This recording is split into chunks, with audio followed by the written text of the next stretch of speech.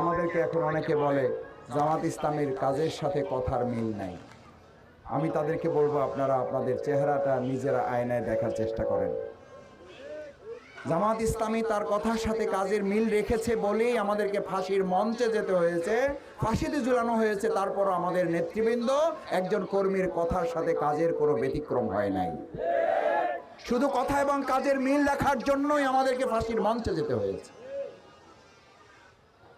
কারণ আমরা যা বলি তা করি, আর যা যা করতে চাই সেটাই আমরা বলি।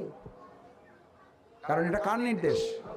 আল্লাহর নির্দেশে। আমরা যেমন একটু আগে সালাত আদায় করে এসেছি, সেই আল্লাহর নির্দেশ হচ্ছে তোমরা তা বলবা, তা করবা, যা করবা না তা বলবা না। এটা কার নির্দেশ? আল্লাহর নির্দেশ। যারা আল্লাহর নির্দেশে সালাত আদায় করে না, তারাই তাদের কথার সাথে কাজের মিল রাখে না, রাখার কথাও না।